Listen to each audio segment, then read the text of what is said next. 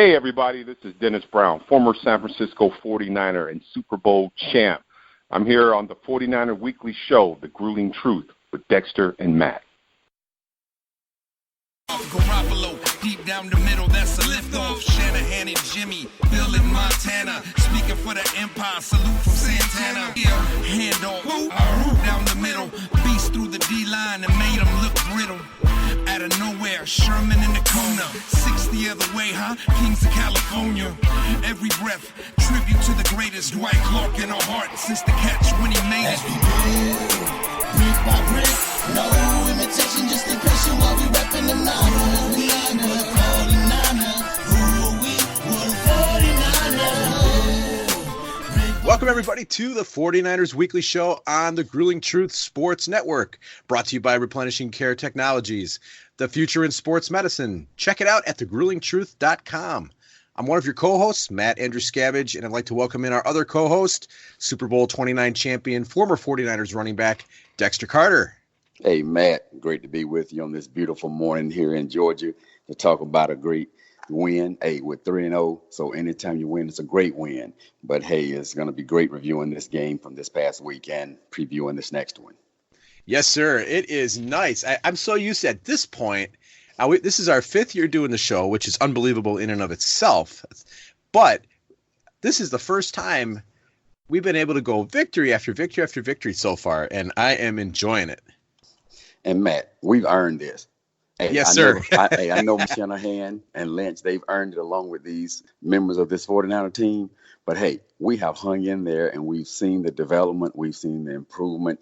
We've seen the talent development, and we've seen these things come to fruition.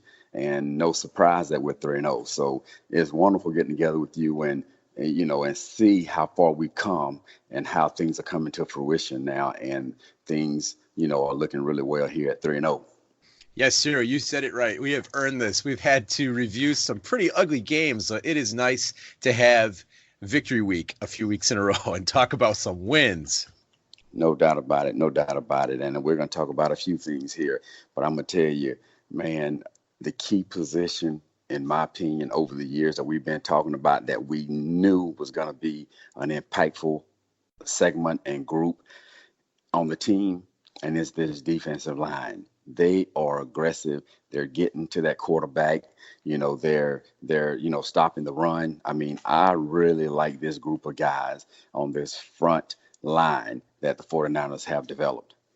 Yeah, you really said it. This front line, this defensive front it's dominant and it's deep. It's not just DeForest Buckner anymore. You got D Ford coming around the end. You got Nick Bosa coming around the end. And then you got Ronald Blair and Eric Armstead, who are both just playing lights out right now. Yes, they are. Yes, they are. On the edges, they've got it covered. And then they got between the tackles covered. And as you said, it's just not one group. There are, I call them backups, but you know what? It's 1A and 1B. They come in, they're fresh, and they're always high motors getting to the quarterback outside and inside. And that's making the big difference for this defensive linebacker unit and the secondary. It makes things a little more smooth. Yeah, that's just it. They set the tone, and it makes it a little bit easier on the back end to, not worry so much about having to stay with their man for 4, 5, 6, even 10 seconds. It's really hard to do in this league, but the defensive line is really getting the job done.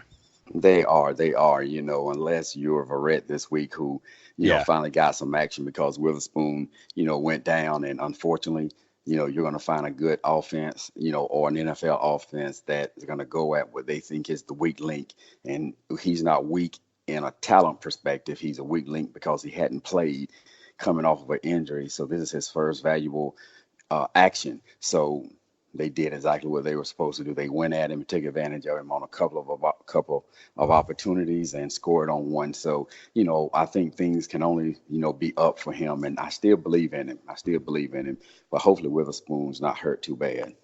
Yeah, we're going to get into that just a little bit. So that kind of starts off the review on a positive note with the defense playing well. But let's kind of unpack the way the game started and then ultimately the way it finished. The Niners, they get the ball first and they look like they're going to start moving. And all of a sudden, Matt Breida has a little bobble, which can happen to anybody. and goes right to TJ Watt. Nothing you can really do. I mean, sometimes and you want to catch those, but even the great ones have an occasional hiccup with the ball, and it just kind of snowballed from there. The defense was able to hold the Steelers to a field goal, but then they came right back, and they had there was an interception. There was a fumble by Raheem Mostert for an 18-yard loss, which unfortunately they recovered, but then that ended up in an interception. And then there were two more fumbles as they drove all the way down to the red zone. Mostert had a fumble. As the ball, the helmet, the defender landed right on the ball, it just kind of busted it out, and then there was a bad snap. So the Niners were driving very well, but they just had these miscues. But that's where the defense came in and held the Steelers to 6 points.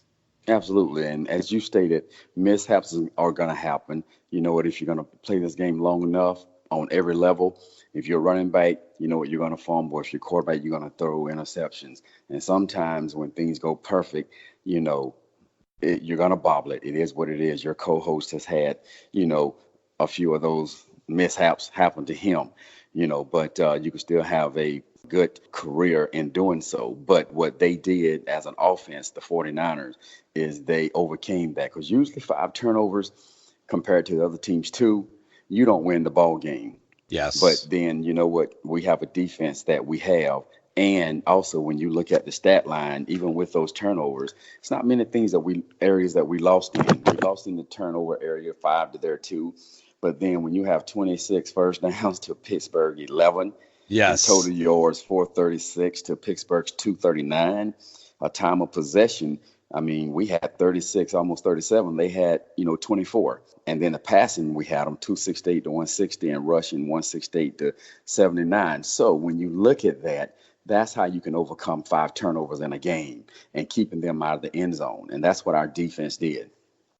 Yep, that's exactly right. The 49ers, when you look at the game, it didn't feel like they were losing. Right. If you were tuning in, like kind of back and forth, if you were doing something else and you just kind of were watching the game a little bit on and off, they moved the ball. They stopped Pittsburgh, and they had more yardage. Like you said, you rattled off everything. They beat them in almost every statistical department, except when they'd get inside the red zone, they'd turn the ball over. But that's where that defense kept them in the game, and it just felt like if the 49ers can just finish a drive, get on the scoreboard, I felt like 17 to 20 points was more than enough to win this game, because it didn't look like Pittsburgh's offense was going to do anything. Absolutely. And, I stated earlier, I said, we kept them out the end zone. Technically, we didn't keep them out. We kept them out more than they kept us out. But the thing is we've always said, if we can get to 30 points, that we think our defense can hold them under 30. Well, yeah. Neither one of us got to 30, but at the end of the day, what ended up happening was when we turned the ball over, our defense saved us a lot of the times. Yeah. So the turnovers didn't hurt us as much as they could hurt a team or should hurt a team. So I'm sure after the ball game, maybe even during the ball game, I am very sure offensive players were high-fiving that defensive unit. Oh, yeah. That defensive unit, stayed strong and didn't, fall victim, feeling sorry for themselves. They did what you do as a team unit, and they fought and they fought until Shanahan and that offense started executing well and putting enough points on the board to win the ball game. That's exactly right. If I had 2 game balls to give out, I'm giving one to Jimmy Garoppolo, and I'm giving the other one to defensive coordinator Robert Saleh, because the whole unit played pretty well, and they kept them in the game. Third quarter opens up, and right away Mason Rudolph throws an interception, an inerrant throw to slot corner Kwan Williams, which at that point are going, all right, there's the turnover, there's the break they needed, and they go down, and Jeff Wilson runs it into the end zone again. He's Raheem Mostert and Matt Breida seem to do all the dirty work, and then they give it to Jeff Wilson inside the 5. I know. He gets Wilson, he gets every touchdown. Absolutely. Wilson had, I believe he had 2. Yes. But they've got after the last ball game, the previous game, the running backs took a picture on Instagram and they said everybody eats. And That's what right. that tells me is that nobody's selfish, that they all have their role. And if Breida and Mostert run the ball down to the goal line, and Wilson puts it in, you know what? There's no animosity. There are no hard feelings. This running back group is a close knit group, and they support each other, and that's why they're having the success that they're having. That's exactly right. No one is selfish, and it's funny, and I'm sure if fantasy football had been as big in the '90s as it is now, with the way how it's broadcast all over the place, you get people come up to you. All right, you. I know you like the 49ers. Who do you like on the Niners for fantasy? And I'm like, I can name off a few people, but I don't think they're worried about fantasy because you can get Breida. But, if he doesn't score, that doesn't mean he's not doing his job. The team is worried about winning, and that's what they're doing. Absolutely. And you know what? That comes from leadership. That comes from how Shanahan has built this team.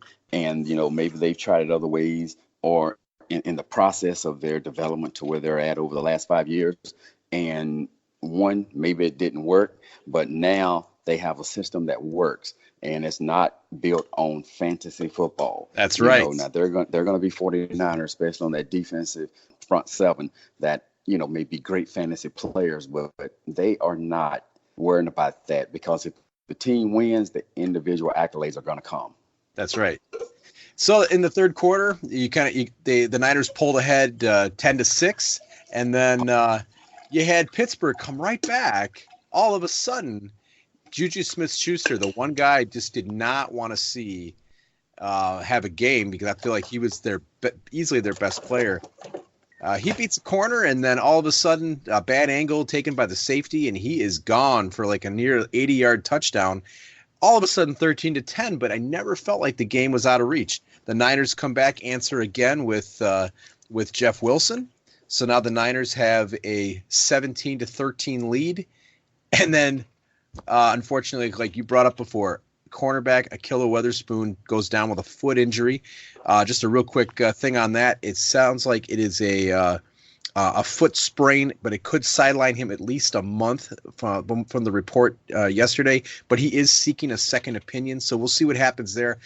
At this point, I'm targeting the November 11th game against, I believe it's November 11th, against Seattle as the target return date for both Witherspoon and Joe Staley. So the schedule does kind of soften up a little bit during the month of October, but regardless, these are NFL teams. You can't take them lightly, and they're going to have to figure out ways to cover up absences by key players.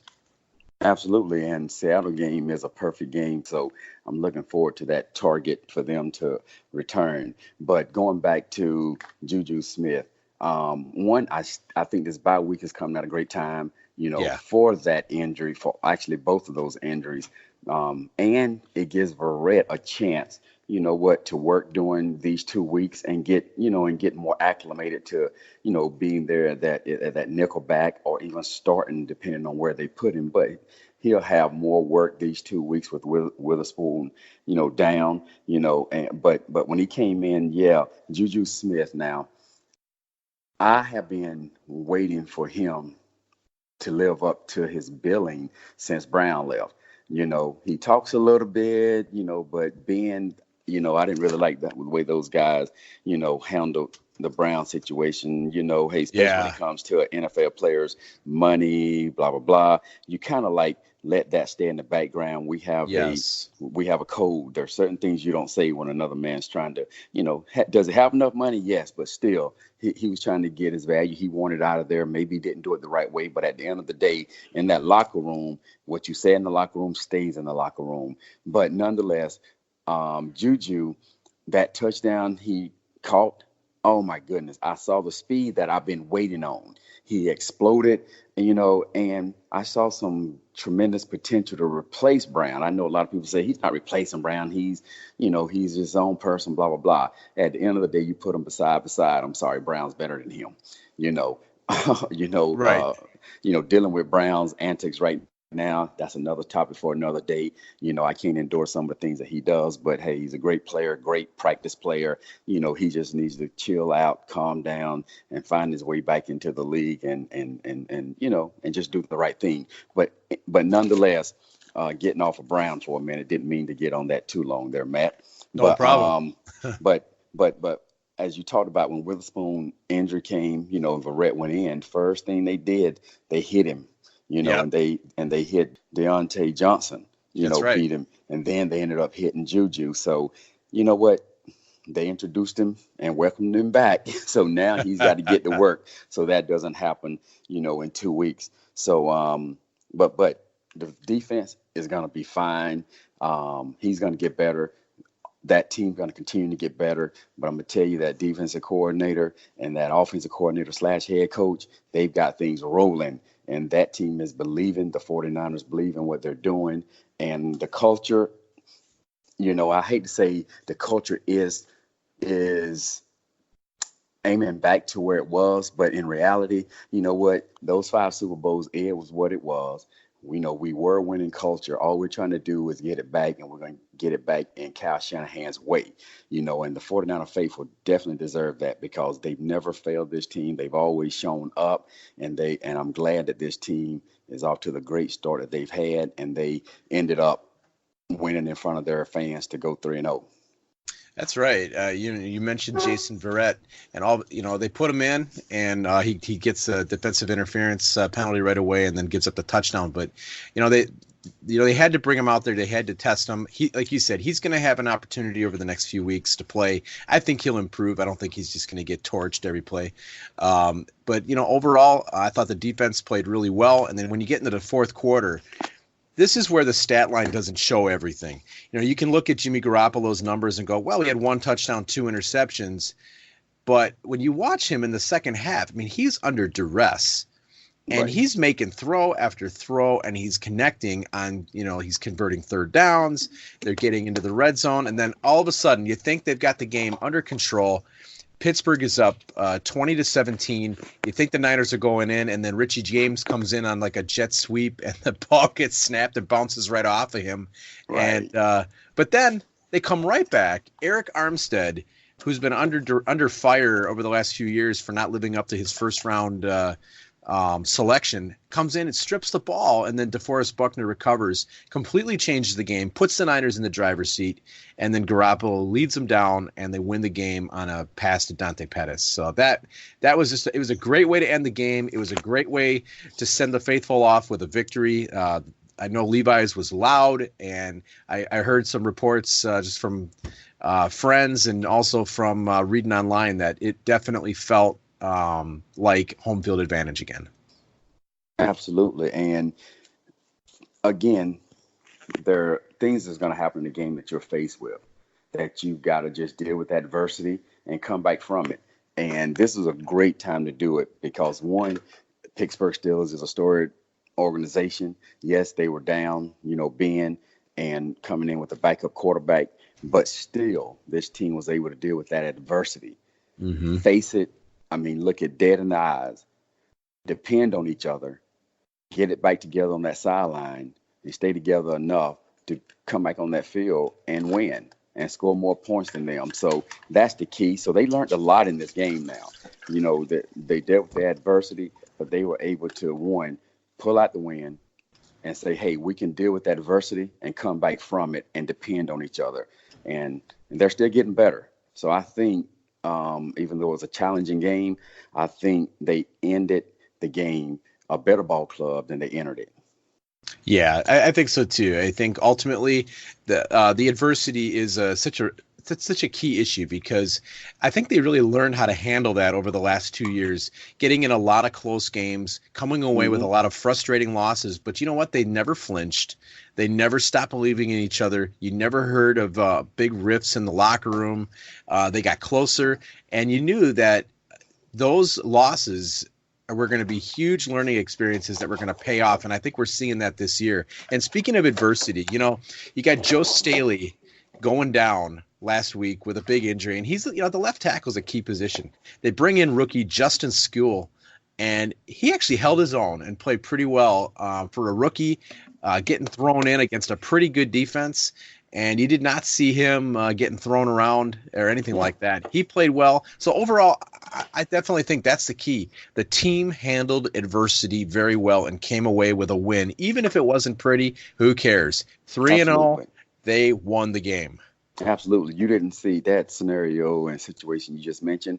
He didn't flinch. He That's didn't right. flinch. He faced not adversity. He faced his challenge, and Right. I believe he won it. And that's going to make him better moving forward. He's gained confidence, and and now that offensive line, in my opinion, depth is better than it was when they entered the ball game. That's So right. this team is in a great position.